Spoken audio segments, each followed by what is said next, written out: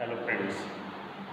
Today we are going to learn our fifth poem, Father Returning Home. This poem is written by a well-known Marathi poet, Dilip Chitre. Friends, Dilip Chitre was a famous, a remarkable person in a Marathi literature, and he was a well-known translator, and he had written just well-known translation work. The name of that is Says Tuka. Friends, in this poem we have Dilip Chitre put in front of us a picture of a father. Just the father who is completely tired, who is completely isolation, and the father is working hard. Just the trying to do for our family, trying to hard work for our family. This type of picture of a father has been described or shown in front of us.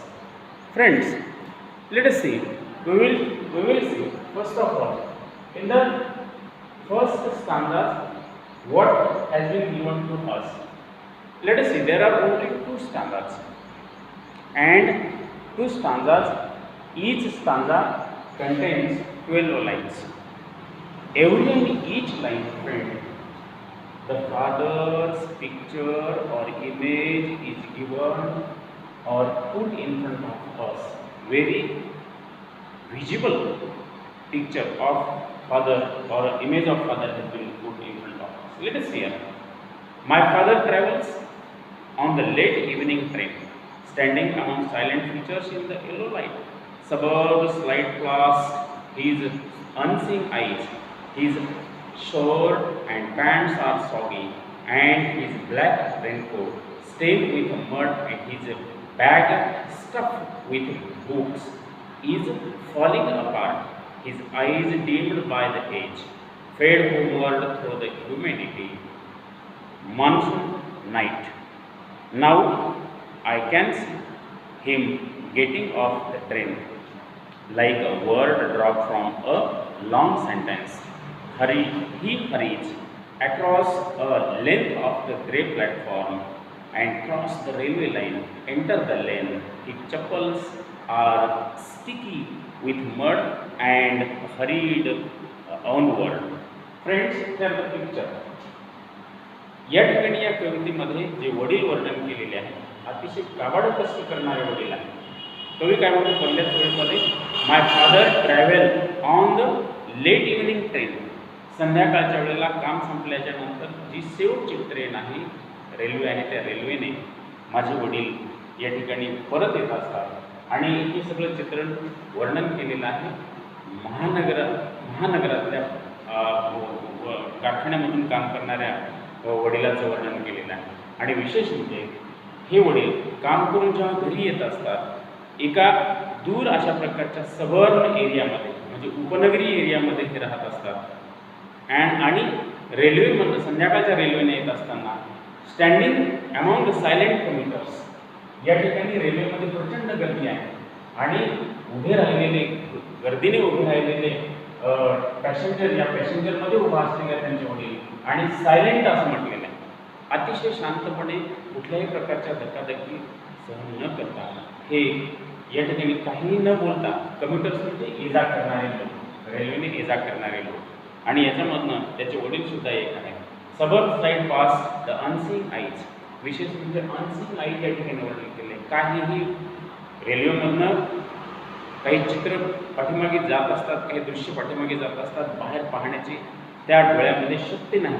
अशा पद्धतीने ही जी shirt and pants are soggy, आणि completely वडिलाचे shirt pant हे घामाने भिजून गेलेले असतात. त्यांच्या रेनकोटचंही तसंच वर्णन केलेलं आहे. या पावसाळ्याच्या दिवसांमध्ये तर त्यांच्या अंगावरती, त्यांच्या कपड्यांवरती, त्यांच्या रेनकोटवरती पूर्णपणे या ठिकाणी एक घाणेरडेपणा आलेला आहे आणि घाण त्यांच्या अंगावरती आलेली असताना सुद्धा वडील काहीही न बोलता, चिखल त्यांच्या अंगावरती आलेला असता काहीही न बोलता आपली बॅग आपल्या गळ्यामध्ये अडकवून ते जसं घराकडे येत असतात. आणि विशेष म्हणजे fade homeward through the humid moon sun night, रात्रीच्या वेळेला थोडासा अंधुक अशा प्रकारच्या प्रकाशामध्ये ते घराकडे येत असतात. I can see him getting off train. आणि मी एखाद्या वेळेस बघत असतो जसं एखाद्या like a word drop from a sentence, long sentence, एखाद्या वाक्यामधून एखादा शब्द बाजूला काढावा त्या पद्धतीने भरगच्च रेल्वेमधून माझे वडील खाली उतरत असतात. And he hurries across the length of the great platform. या ठिकाणी ग्रेट प्लॅटफॉर्म हा जो शब्द प्रयोग केलेला आहे तो त्यांच्या उतार वयासाठी अशा पद्धतीने केलेला आहे, म्हातारपणासाठीचा अशा पद्धतीने केलेला आहे. Crosses the railway line. आणि कसंही करून ज्या रेल्वे लाईन्स आहेत त्या क्रॉस करतात आणि क्रॉस करून आपली चप्पल, ही जी चप्पल आर स्टिकी विथ मड, पूर्णपणे त्यांची जी चप्पल आहे ती चिखलाने भरलेली आहे आणि अशा पद्धतीने हरीज ऑनवर्ड, घाईघाईने ते घराकडे येत असतात. आणि हे घरी येण्याचं चित्र या ठिकाणी वर्णन केलेलं आहे. फ्रेंड्स, दुसऱ्या स्टांजामध्ये काय वर्णन केलेलं आहे? जेव्हा वडील घरी येत असतात काम करून थकून भागून, त्यावेळेस काय चित्र वर्णन केलं आहे? Home again I see him drinking weak tea and eating the stale chapati reading the book. अतिशय गावाड कष्टपूर्ण आलेले वडील घरी आल्याच्या नंतर वीक टी अँड स्टेल चपाती, थंडगार झालेला चहा असेल, शिळे झालेली चपाती असेल. बघा, वडील कामाला जातात, कामावून येतात, आपण आईने केलेला स्वयंपाक गरम गरम खात असतो. पण वडील जेव्हा येत असतात त्यावेळेस तो स्वयंपाक शिळा झालेला असतो. तो स्वयंपाक निमूटपणे खाऊन पुस्तक वाचण्यासाठी वडील बसलेले असतात. He goes in to the toilet to contemplate man's investment from the man made world. बघा मित्रांनो, काय या ठिकाणी वर्णन केलेलं आहे? My father go in to the toilet room. किती चित्र या ठिकाणी वर्णन केलं एका थकलेल्या वडिलाचं, एका थकून भागून आलेल्या वडिलाचं, काहीतरी विचार करणाऱ्या वडिलाचं. He goes in to toilet room. Toilet रूममध्ये कशासाठी जात असतात? तर काहीतरी आपण विचार करत राहावं. डीपली कंटेम्पलेट म्हटलेलं आहे, थिंक डीपली. आणि विचार करण्यासाठी टॉयलेट रूममध्ये जातात. जेव्हा ते बाहेर येत असतात त्यावेळेस man's investment from the man world, जणू काही त्यांना असं वाटतं की आपण थोडा वेळ मॅनमेड वर्ल्ड, हे जे काही माणसाने निर्माण केलेलं जग आहे त्या निर्माण केलेल्या जगापासून थोडा वेळ का होईना आपण दूर होतो. And coming out the tremble at the sink. आणि ट्रिम्बल मीन्स थरथरणे. जेव्हा ते टॉयलेटमधून बाहेर येत असतात त्यावेळेस आपले हात धुण्यासाठी सिंकच्या जवळ जात असतात त्यावेळेस थंड पाणी हातावर घेतल्याच्यानंतर थोडासा थरकाप होतो. या ठिकाणी उतार वयाचंही वर्णन केलेले आहे. वडील ते थोडेसे थकलेल्या अवस्थेमध्ये आहेत. A few droplet cling greying hair on his wrist and his sullen children. Look at, इथं आणखी काय वर्णन केलेलं आहे?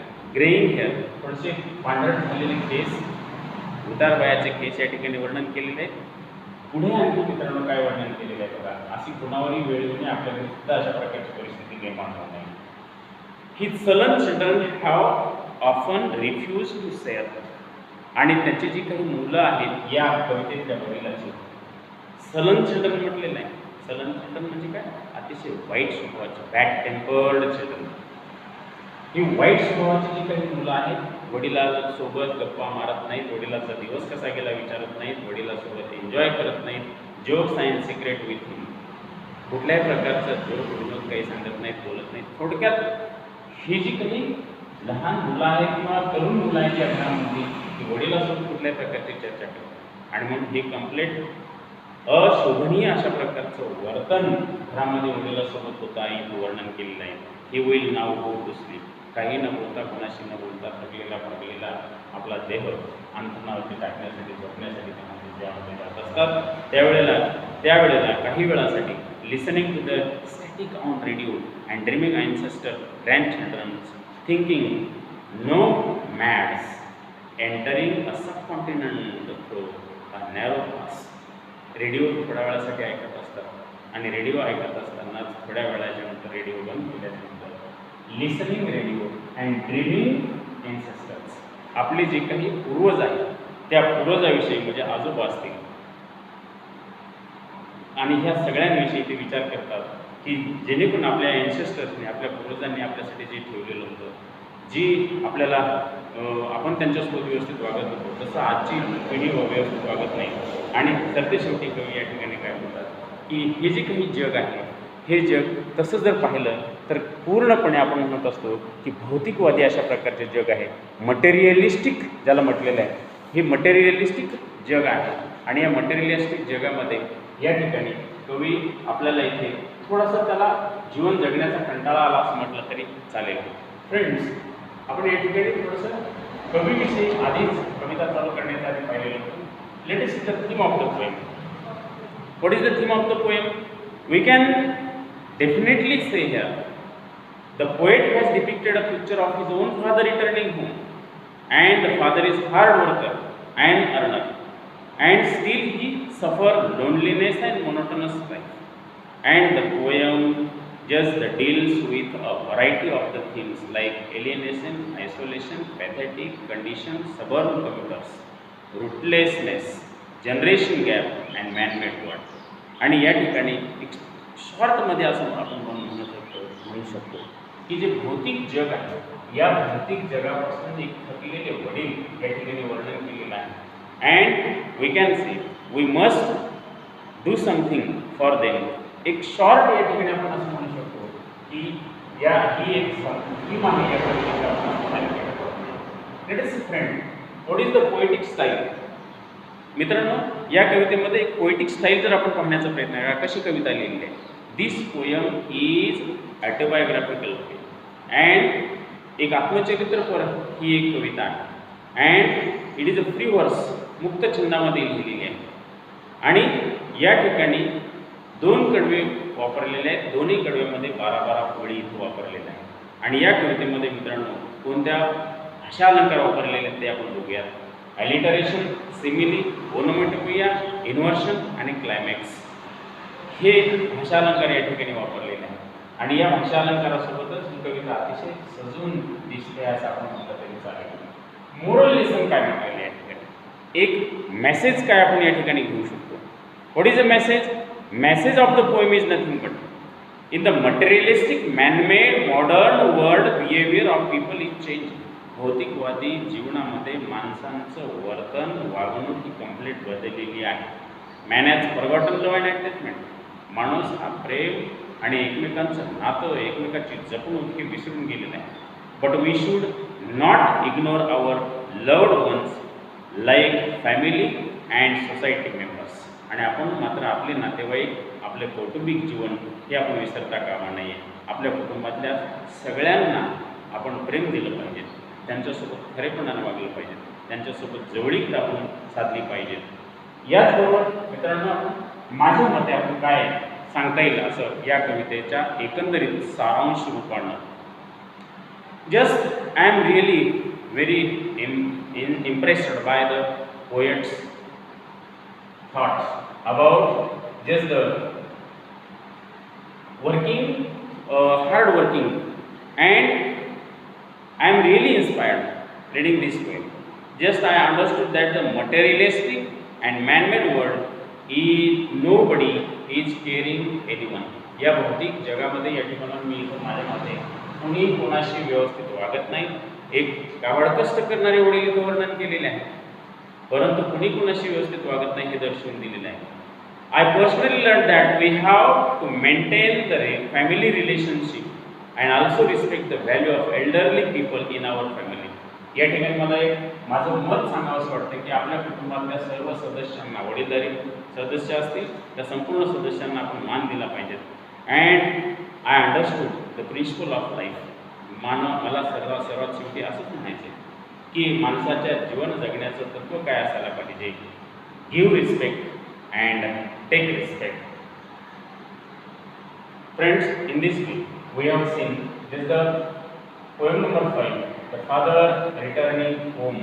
This is by Dilip Chitre. I hope you like it. Thank you.